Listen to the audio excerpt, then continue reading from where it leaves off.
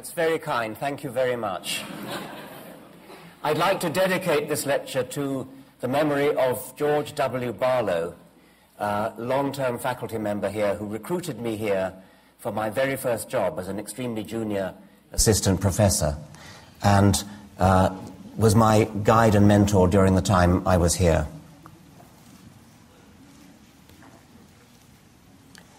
Can I begin with a little bit of research?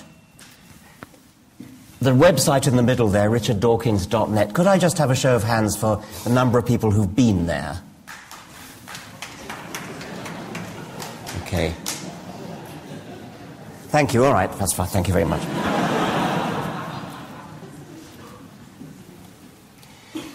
Isn't it a remarkable coincidence? Almost everyone has the same religion as their parents. And it always just happens to be the right religion. Religions run in families. If we'd been brought up in ancient Greece, we'd all be worshipping Zeus and Apollo. If we'd been born Vikings, we'd be worshipping Wotan and Thor.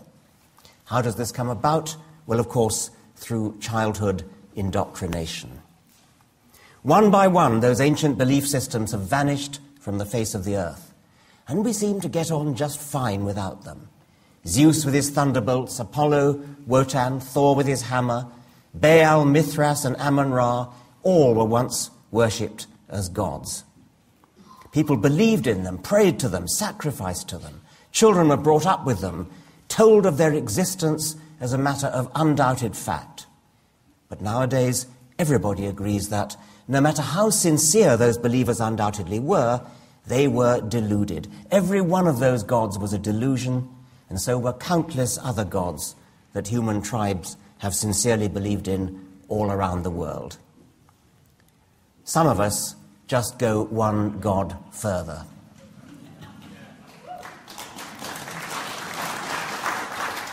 My book is called The God Delusion, and I need to make it clear that the God I'm talking about is a personal, intelligent, creative being, like Yahweh, Allah, Baal, Wotan, Zeus, or Lord Krishna.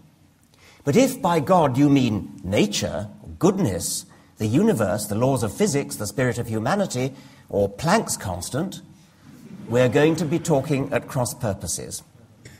An American student asked her professor whether he had a view about me. Sure, he replied, his positive science is incompatible with religion, but he waxes ecstatic about nature and the universe. To me, that is religion. Well, if that's what you choose to mean by religion, fine, that makes me a very religious man. But if your God is a being who designs universes, listens to prayers, forgives sins, wreaks miracles, reads your thoughts, cares about your welfare or your sex life, and raises you from the dead, then you're unlikely to be satisfied.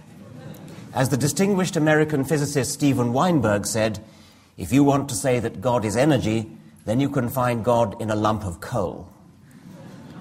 But I would add, don't expect congregations to flock to your church. This is sometimes called pantheistic religion. I call it Einsteinian religion. When Einstein said, did God have a choice in creating the universe, he meant, could the universe have begun in more than one way? God does not play dice was Einstein's poetic way of doubting Heisenberg's indeterminacy principle. Einstein did not believe in God. He did not believe in a personal God. He was irritated when people said that he did. But what did he expect? The hunger to misunderstand should have been palpable to him.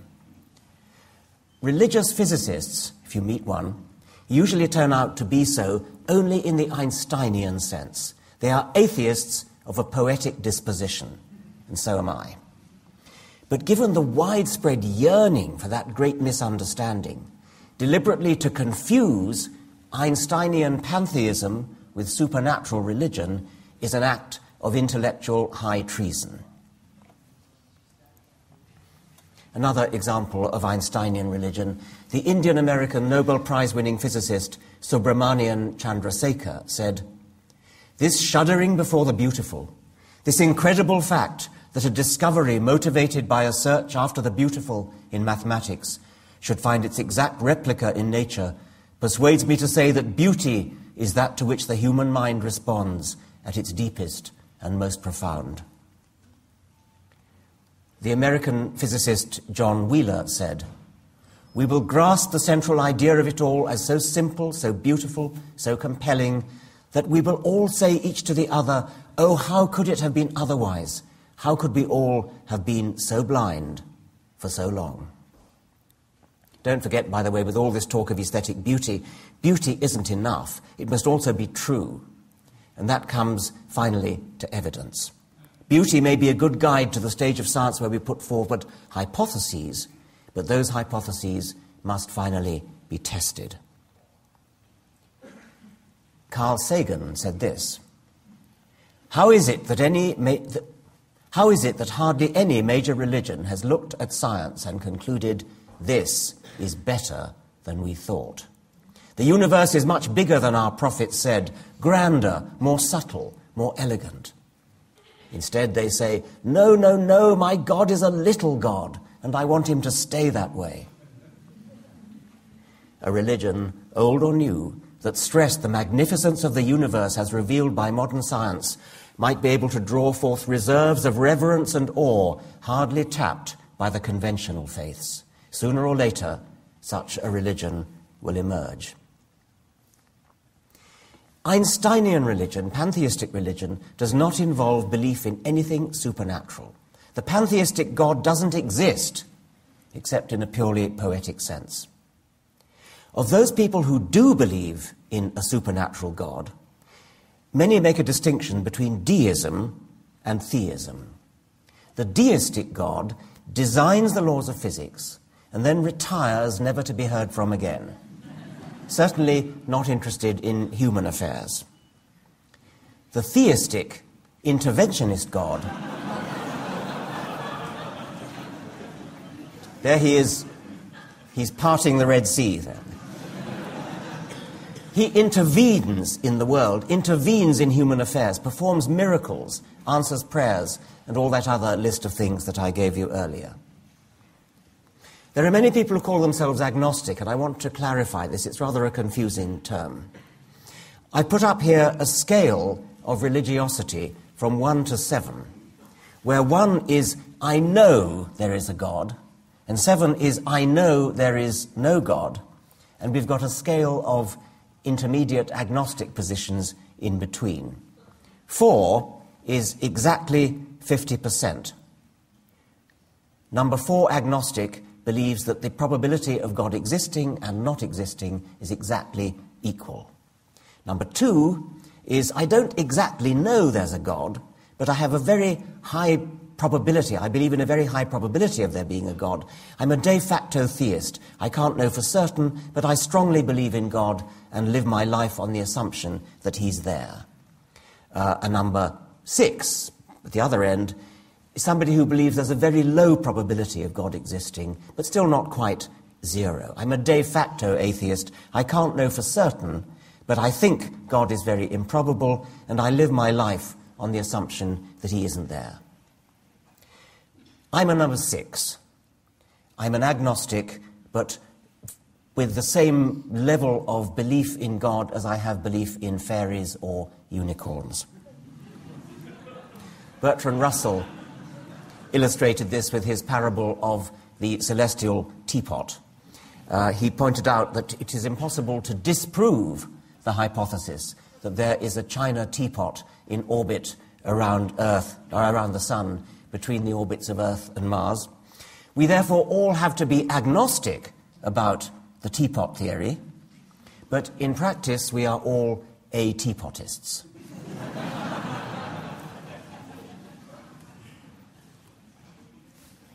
I want to make it clear that the agnostic position does not, should not, be confused with an exact 50-50 probability position.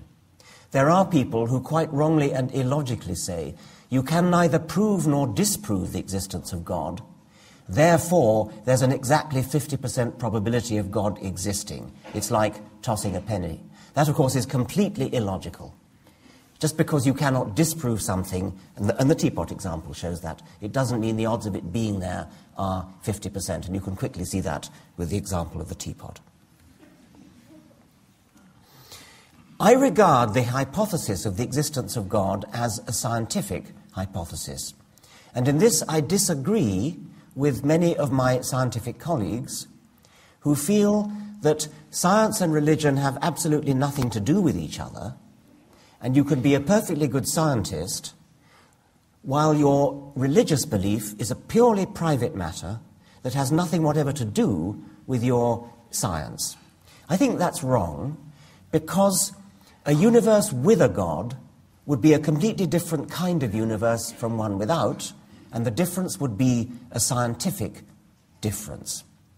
God, by the way, could clinch the matter in a heartbeat in his favor if he chose to intervene, for example, at this very moment.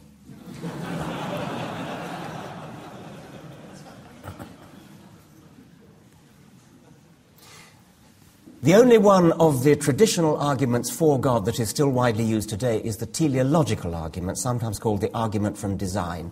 It's the famous watchmaker argument. Surely one of the most superficially plausible bad arguments ever discovered. And it's rediscovered by just about everybody until they learn the logical fallacy of it and or they learn Darwin's brilliant alternative. In the familiar world of human artifacts, things like watches, computers, complicated things that look designed are designed. To naive observers, it seems to follow that similarly complicated things in the natural world that look designed, things like eyes and hearts, are designed too. This is not just a bad argument by analogy, it's a bad argument by statistical reasoning as well. It's fallacious, but it carries an illusion of plausibility. If you randomly scramble the fragments of an eye or a heart 1,000,000 times, you probably won't hit on one that can see or pump. This demonstrates that such devices could not have been put together by chance, by random chance. And there are many people who think that the only alternative to random chance is design, because of the lamentable scientific education of most British and American students.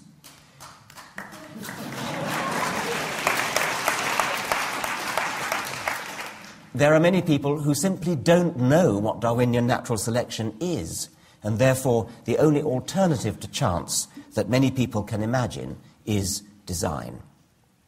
The English astronomer Sir Fred Hoyle dramatized his own version of that misunderstanding.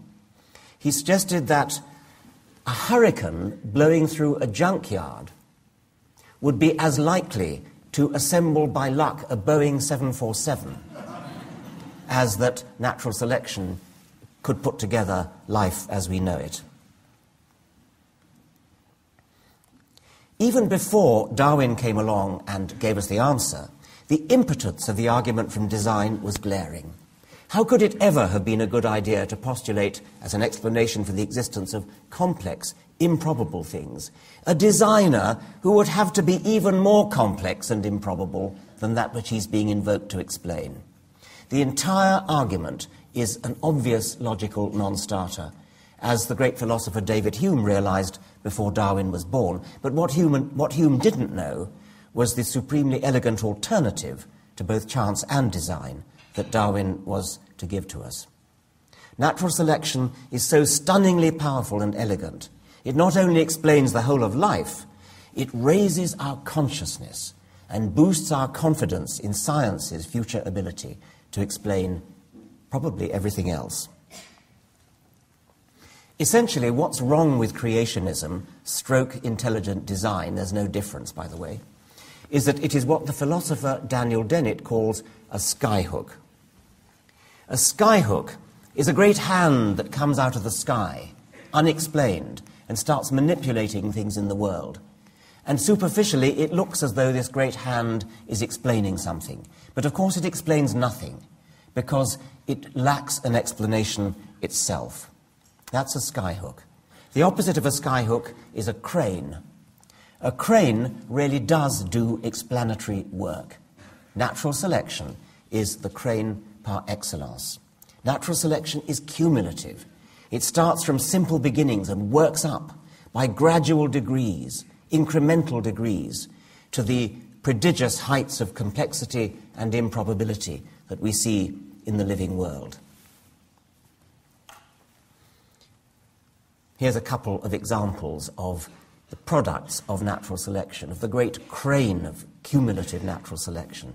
On the right is a rose thorn, an adaptation by roses to avoid being eaten, and that thorn has been carved and shaped by natural selection over many generations.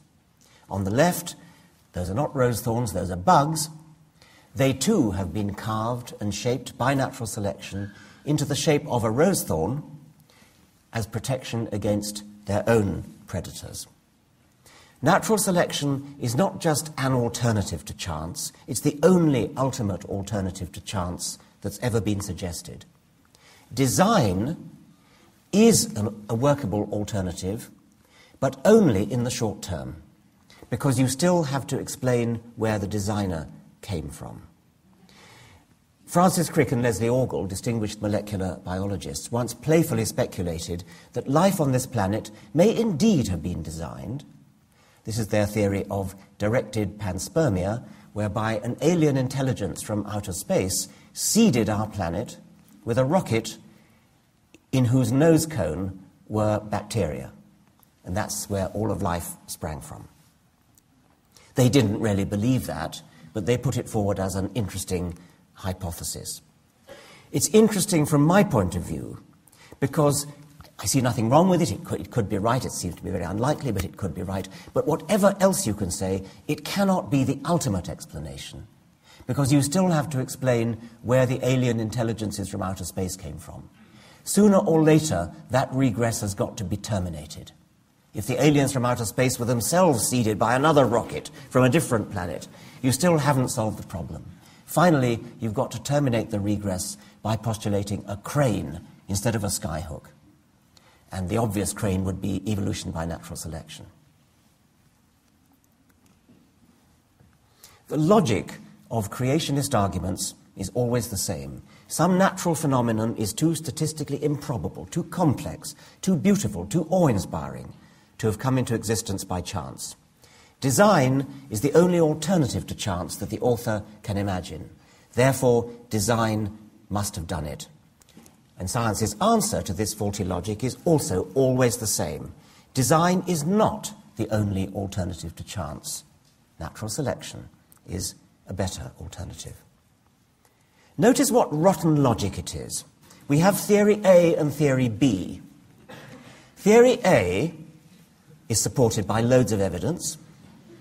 Theory B is supported by no evidence at all.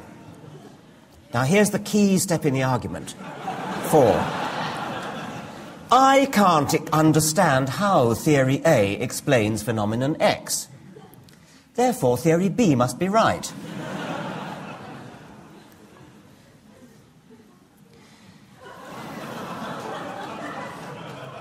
I bet you don't know how the elbow joint of the lesser-spotted weasel frog evolved. You don't? Right then, God did it.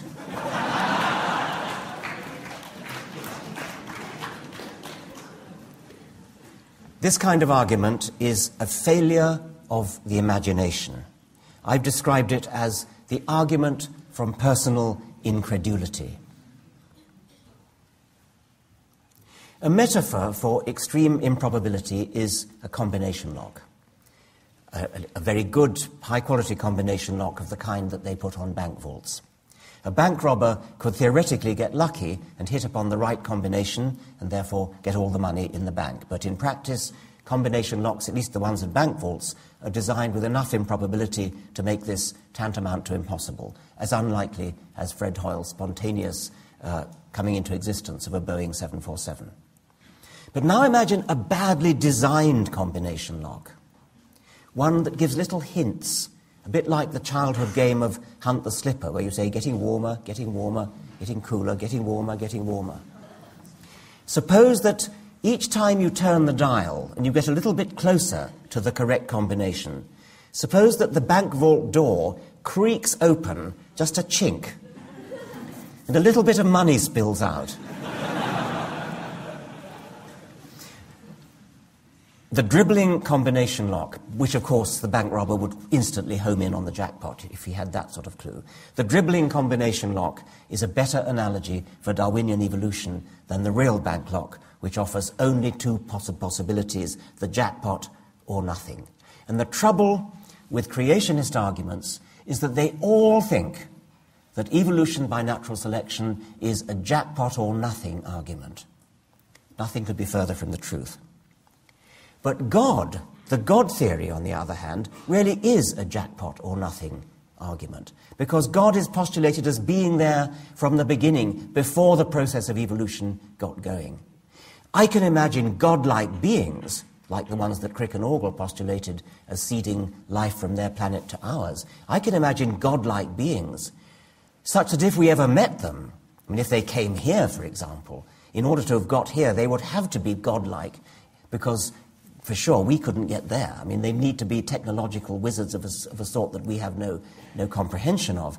We would worship them as gods, but they would not be gods, because ultimately they would have evolved by a gradual process.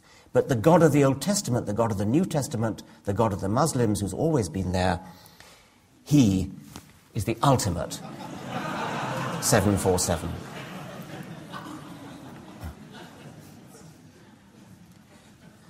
Well, why not teach the controversy?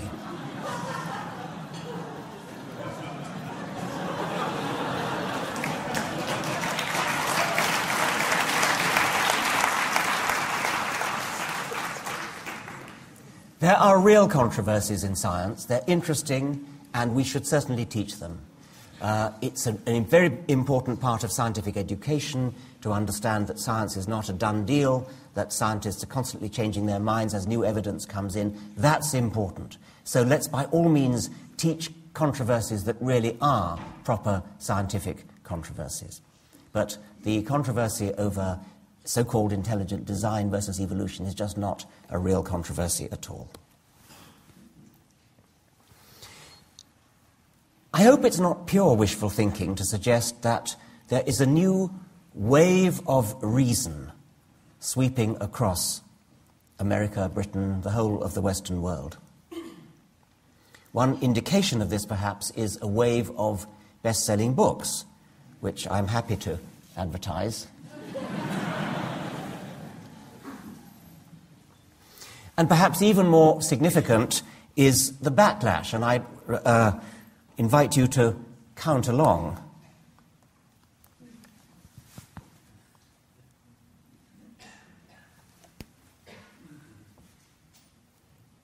Three, 4, 5, 6, 7, 8, 9, 10, 11, 12, 13, 14, 15, 16, 17, 18, 19, 20. The flea allusion you will of course recognize from W.B. Yeats, but was there ever dog that praised his fleas? Hence the flea powder that just got rid of that. And a nice little afterthought.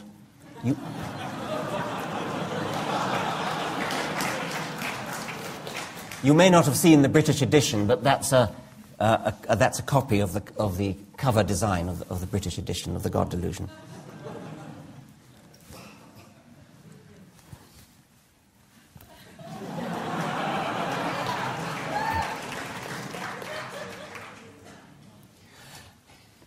I'm not trying in this lecture to teach facts, and I'm certainly not trying to indoctrinate. I'm trying to raise consciousness. And we've all met the phrase consciousness raising in the context of feminism. It's especially powerful There's no law against using a phrase like the rights of man or one man, one vote. Yet because we've all had our consciousness raised by feminists, most of us feel kind of uneasy when we hear people use a phrase like one man, one vote. And even those who still use man in that sort of sentence do so with their consciousness raised. They know what they're doing. They're taking a stand for traditional language, perhaps, or trying deliberately to rile feminists. But everybody, on one side or the other, has had their feminist consciousness raised. And I want to raise our consciousness about some unconscious assumptions we all make about religion. Let me try a little experiment on you. At Christmas time one year, my newspaper in Britain, The Independent, was looking for a seasonal picture, and they found a heartwarmingly ecumenical one at a school nativity play. The three wise men were played by Shadbreet, a Sikh, Musharraf, a Muslim, and Adele, a Christian, all aged 4. Now, my guess is that you probably think that picture's rather sweet. How nice that 4-year-olds who belong to different religions should come together in a nativity play. Now, suppose the caption said this: Shadbreet, a socialist, Musharraf, a conservative, and Adele, a liberal, all aged 4. Shadbreet, an atheist, Musharraf, an agnostic, and Adele, a secular humanist, all aged 4.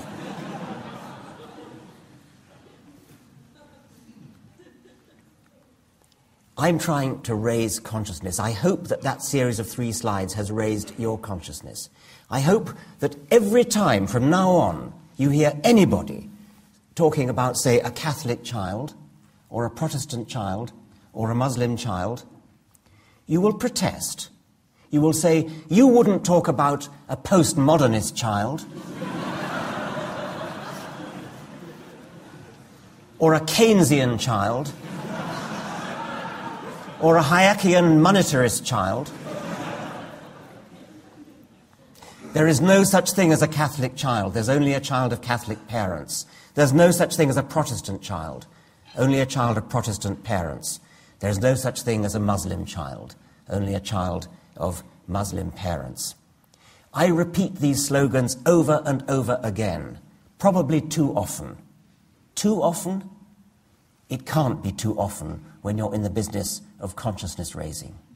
Please join me in protesting every time you hear anyone ever referring to a Catholic child, a Christian child, a Muslim child, etc. I like to think that this particular piece of consciousness raising has had some effect. I'm now going to play you a short 3-minute extract from a British comedian called Marcus Brigstock. And it's quite funny. I hope you don't mind I hope you don't take offence too. At the end of this monologue, somebody's put sort of pictures onto it as well. I think it must originally have been on radio. At the end, I hope you'll get the same consciousness-raising point that I've just made. So I'll start I hope the sound will come through. I'd like to start this week with a request, and this one goes out to the followers of the 3 Abrahamic religions, to the Muslims, Christians and Jews. It's just a little thing, really, but do you think that when you've finished smashing up the world and blowing each other to bits and demanding special privileges while you do it, do you think that maybe the rest of us could sort of have our planet back? I wouldn't ask, but the thing is, I'm starting to think there must be something written in the special books each of you so enjoy referring to that tells you it's all right to behave like precious, petulant, pugnacious pricks. Forgive the alliteration, but your persistent power-mad punch-ups are pissing me off. It's mainly the extremists, obviously, but not exclusively. It's a lot of mainstreamers as well. Let me give you an example of what I'm talking about, okay? Muslims. Listen up, my bearded and veily friends. Calm down, okay? Stop blowing stuff up. Not everything that's said about you is an attack on the Prophet Muhammad and Allah that needs to end in the infidel being destroyed. Have a cup of tea, put on a Cat Stevens record, sit down and chill out. I mean, seriously, what's wrong with a strongly worded letter to the Times? Christians, you and your churches don't get to be millionaires while other people have nothing at all. They're your bloody rules. Either stick to them or abandon the faith. And stop persecuting and killing people you judge to be immoral. Oh, and stop pretending you're celibate as a cover-up for being a gay or a nonce. Right, that's 2 ticked off. Jews. I know you're God's chosen people and the rest of us are just whatever, but when Israel behaves like a violent psychopathic bully and someone mentions it, that doesn't make them anti-Semitic. And for the record, your troubled history is not a licence to act with impunity now. So, when the letters come, and I'm guessing they will, I can guarantee that each one of those faiths will be utterly convinced that I've singled them out for special criticism. Why did it have to be us? Islam is a peaceful faith. I don't see what's wrong with being Christian. We're a peaceful, loving faith. How dare you, after all we've been through? We Jews know how terrible violence can be. You see, all of them will be convinced that they're the ones being picked on. The Abrahamic faiths are like Scousers. They're always convinced they're a bit harder than everyone else. Right, and why is it that all of these faiths claim to be peaceful when even the most fleeting glance at a history of warfare will tell you otherwise? The relationship between religion and warfare is very similar to the relationship between Ant and Dec. You could have one without the other, but I'm not sure anyone would see the point. I wouldn't actually like it, but it would at least be refreshing to hear one of them come out and say, Oh, our faith's violent as you like. We'll have a scrap, us lot, we do. Honestly, our special book says fight, fight, kill, maim, fight, smash, destroy, fight, murder, kill, and fight. That's why I signed up, to be honest. I'm a bit naughty, you know what I mean? But no, all of them claim to be peaceful religions. Yeah, peaceful right up to the point where someone takes something they think is theirs or says the wrong thing or looks at them funny, then it's fighty, smashy, kicky, punchy all the way. I know this will upset a lot of people, and frankly, I don't care. I'm getting so sick of religious people screwing it up for the rest of us. Please don't kill us, seriously. As far as I'm concerned, this is the only chance we get. When we die, it's all over. There's no virgins and pearly gates waiting for us, no big beardy man saying... Right, so how do you think that went then? Bit mixed? Killed a lot of people in my name, I see. Yeah, not really what I had in mind, actually. Tell you what, have another go as a worm. While we're at it, I'm sick of religious people forcing their children to define themselves by their parents' faith. A 4-year-old is no more a Christian than he is a member of the Postal Workers Union. A fair working wage, decent working conditions, and time allotted to see the new Transformers film, said a spokesman.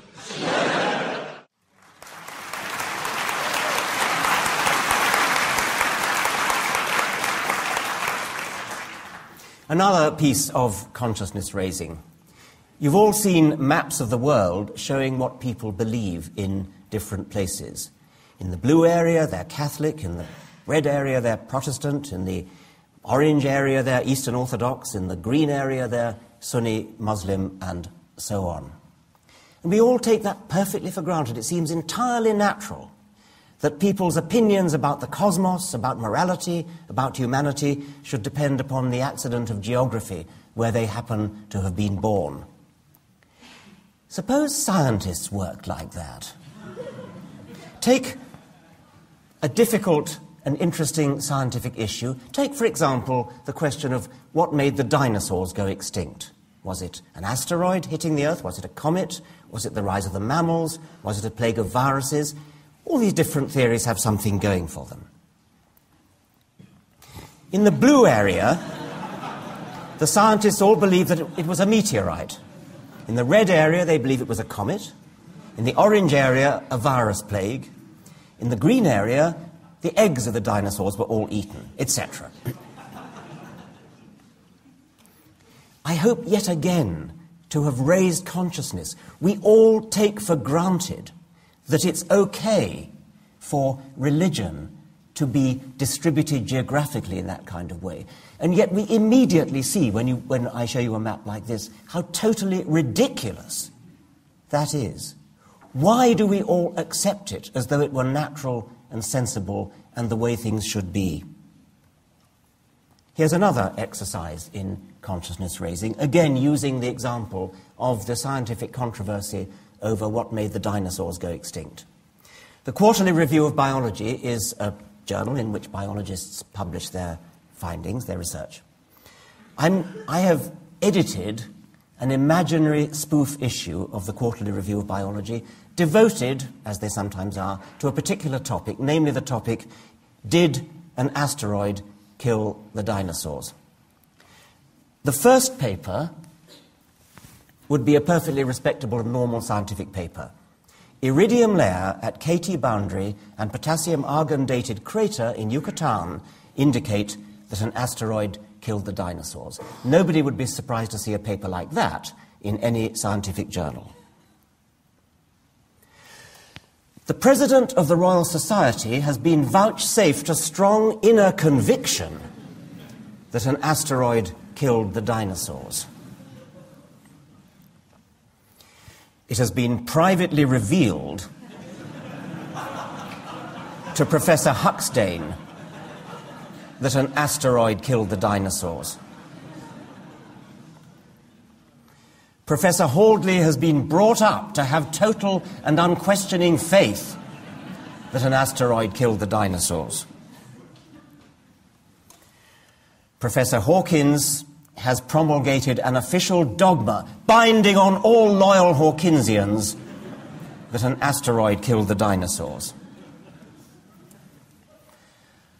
Professor Huxkins is personally offended by all strident, shrill and polemical denials that an asteroid killed the dinosaurs. Professor Hallux derives deep personal comfort from his belief that an asteroid killed the dinosaurs. The President of the National Academy of Sciences has issued a fatwa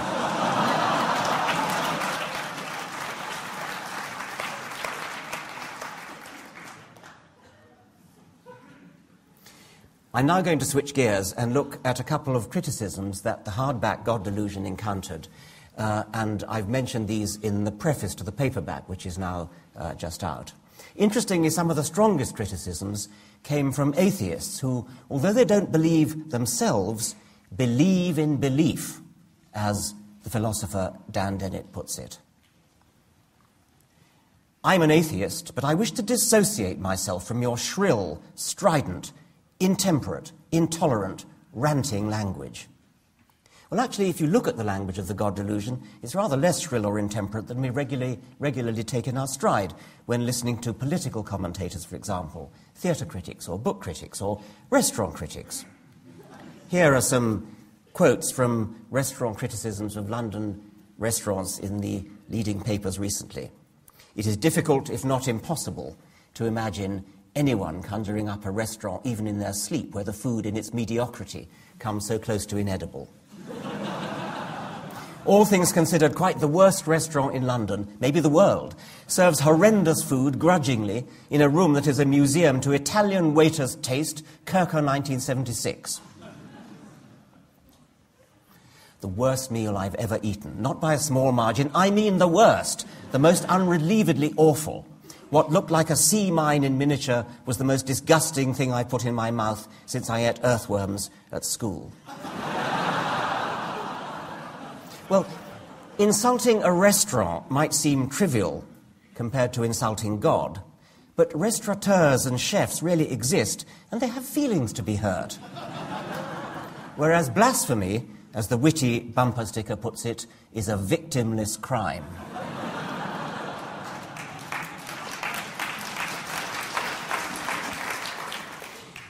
Another example.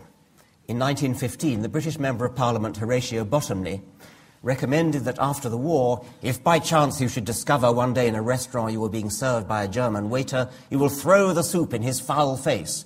If you find yourself sitting at the side of a German clerk, you will spill the inkpot over his foul head. Now that's strident and intolerant, and I should have thought ridiculous and ineffective as rhetoric, even in its own time. The British literary critic Terry Eagleton, described the late Kingsley Amis, extremely distinguished novelist, as a racist, anti-Semitic bore, a drink-sodden, self-hating reviler of women, gays, and liberals. Well, I think that compares fairly well with my own beginning of chapter 2 of The God Delusion, which is the passage most often quoted as strident or shrill. The God of the Old Testament is arguably the most unpleasant character in all fiction. Jealous and proud of it, a petty, unjust, unforgiving control freak, a vindictive, bloodthirsty ethnic cleanser, a misogynistic, homophobic, racist, infanticidal, genocidal, filicidal, pestilential, megalomaniacal, sadomasochistic, capriciously malevolent bully.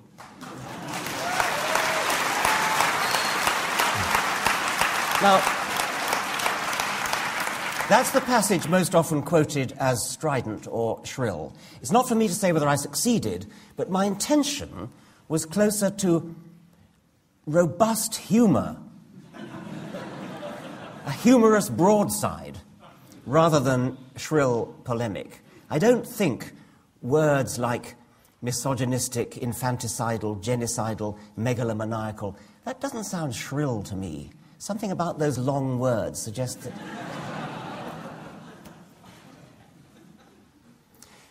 My wife Lala and I do a sort of double act reading from my books when they're published. And one of the things you have to do in order to warm an audience up is to get them laughing early.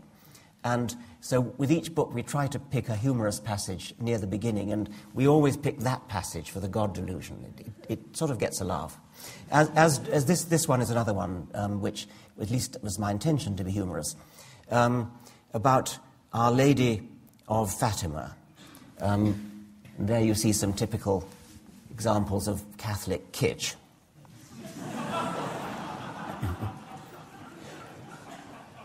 This is a quote from The God Delusion now. Pope John Paul II created more saints than all his predecessors of the past several centuries put together, and he had a special affinity with the Virgin Mary.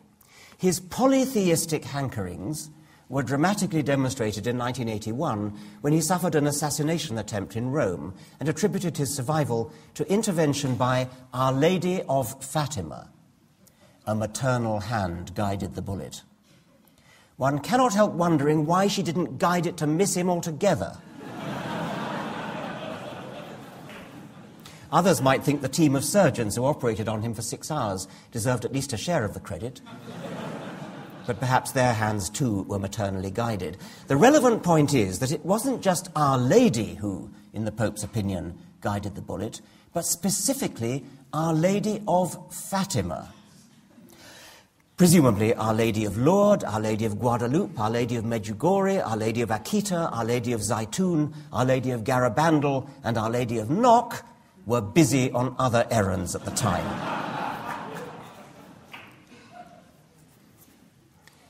I think that's quite funny too. Pure Monty Python. Nevertheless, it's quite true that many people do feel very strongly about their faith and very offended if you insult it. We've come to expect never to be offended. What you say is offensive to me.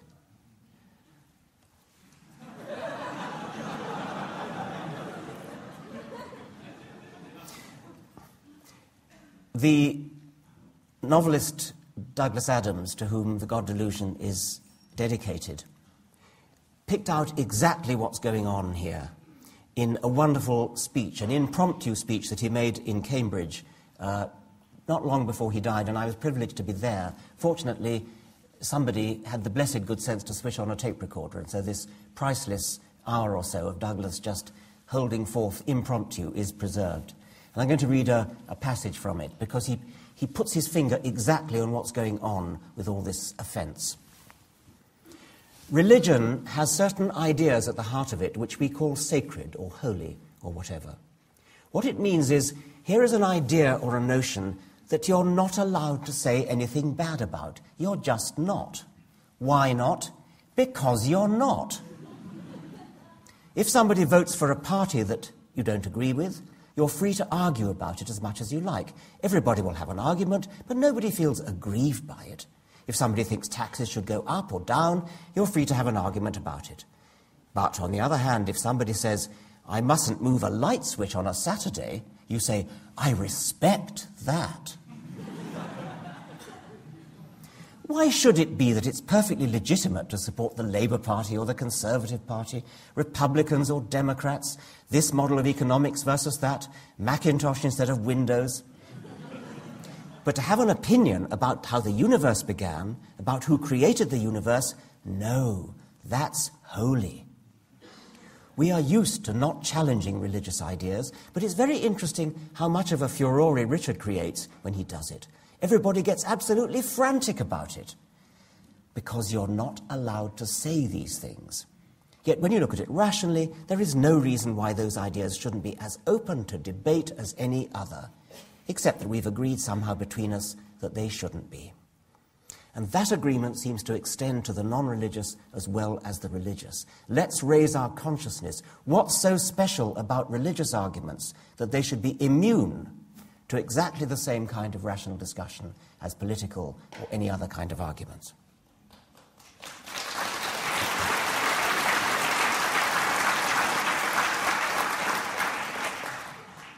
I'm offended by some things. I'm offended by chewing gum. I'm offended by backwards-pointing baseball hats. But I don't try to get a version of the blasphemy law passed to prevent people chewing gum or reversing their cap. So what if I'm offended? So what if my feelings are hurt? Does that give me the right to prevent others from expressing their opinions? However, is there a time when it is right to be offended? I think so, yes. We should be offended when children are denied a proper education.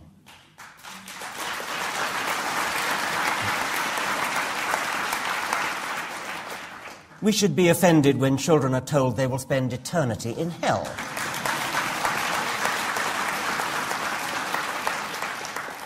We should be offended when medical science, for example, stem cell research, is compromised by... Compromised, I should say, by the bigoted opinions of powerful and, above all, well-financed ignoramuses. We should be offended when voodoo of all kinds is given equal weight to science. We should be offended by hymen reconstruction surgery. We should be offended by female circumcision, euphemism for genital mutilation. This picture was taken in Africa, but it happens in Britain. I had a long conversation with a school's inspector from London, and she told me it's common. Girls are typically sent away to stay with an uncle in Bradford. We should be offended by stoning. This young Kurdish woman was stoned to death in a so-called honour killing because she wanted to marry a young man of the wrong religion. I mentioned the novelist Kingsley Amis a moment ago. His son Martin Amis is an equally distinguished novelist. And he made a very important point. Secularism contains no warrant for action. One can afford to be crude about this. When Islamists crash passenger planes into buildings or hack off the heads of hostages, they shout, "God is great." When secularists do that kind of thing, what do they shout? A critic of Martin Amis's book remarked on this. That question is meant to be rhetorical, but there's a simple answer. They shout, secularists shout, "Heil Hitler." What a truly outrageous thing to say. Whether or not Hitler was a Roman Catholic, the evidence is contradictory, he often said he was, nobody could deny that Hitler's soldiers were as Christian as everybody else was in Europe at the time, and that means that most of them were, mostly either Roman Catholic or Lutheran. But even if Hitler was an atheist, so what? Hitler was also a vegetarian. Does that suggest that vegetarians have a special tendency to be murderous, bigoted racists? The point is that there is a logical pathway leading from religion to the committing of atrocities. It's perfectly logical. If you believe that your religion is the right one, you believe that your God is the only God, and you believe that your God has ordered you, through a priest or through a holy book, to kill somebody, to blow somebody up, to fly a plane into a skyscraper, then you are doing a righteous act. You're a good person. You're following your religious morality. There is no such logical pathway leading from atheism or secularism to any such atrocious act. It just doesn't follow.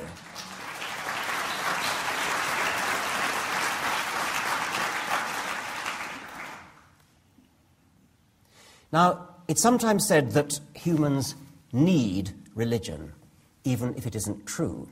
They need the comfort of religion. I think there's something rather patronizing about that, rather condescending about it, but that's what people say. Often atheists say it. Of course, you and I are too intelligent to need religion.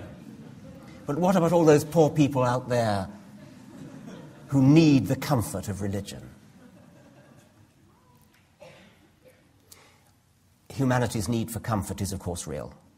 But isn't there something childish, something infantile, in the belief that the universe owes us comfort, in the sense that if something is comforting, that must kind of make it true? Isaac Asimov's remark about the infantilism of pseudoscience is just as applicable to religion. He said, "Inspect every piece of pseudoscience, and you will find a security blanket, a thumb to suck, a skirt to hold." And it is astonishing how many people are unable to understand that X is comforting does not imply X is true. A related plaint concerns the need for a purpose in life. To quote one Canadian critic, "The atheist may be right about God, who knows? But God or no God, it's clear that something in the human soul requires a belief that life has a purpose that transcends the material plane. One would think that a more rational than thou empiricist such as Dawkins would recognize this unchanging aspect of human nature. Does Dawkins really think that this world would be a more humane place if we all looked to the God delusion instead of the Bible for truth and comfort? Actually, yes.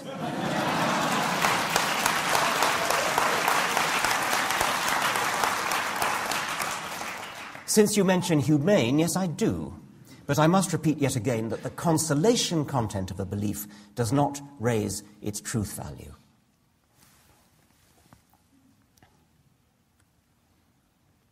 I can't deny the need for emotional comfort, and I can't claim that the worldview adopted in my book offers any more than moderate comfort. If you're afraid of death, for example, you might superficially think that a priest who tells you that you're not really going to die would be more comforting than a scientist who tells you it is highly implausible that our individuality could survive the decay of our brains. But I have heard experienced nurses who've worked all their lives in old people's homes say that the ones who are most terrified of death tend to be the Roman Catholics. All that guilt fed from the cradle up and the terror of purgatory and hell. As for eternal nothingness, is it really all that frightening? As Mark Twain said, "I do not fear death. I'd been dead for billions and billions of years before I was born, and had not suffered the slightest inconvenience from it."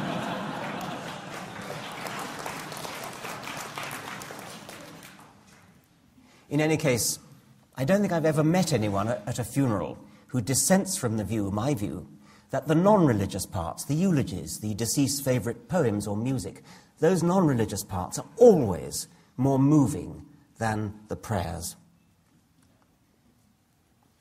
I want to end by reading the opening lines of a previous book of mine, Unweaving the Rainbow. These are lines that I've long earmarked for my own funeral. We are going to die, and that makes us the lucky ones. Most people are never going to die because they're never going to be born. The potential people who could have been here in my place but who will in fact never see the light of day, outnumber the sand grains of Sahara. Certainly those unborn ghosts include greater poets than Keats, scientists greater than Newton. We know this because the set of possible people allowed by our DNA so massively outnumbers the set of actual people. In the teeth of these stupefying odds, it is you and I, in our ordinariness, that are here. We privileged few who won the lottery of birth against all odds, how dare we whine at our inevitable return to that prior state from which the vast majority have never stirred? Thank you very much.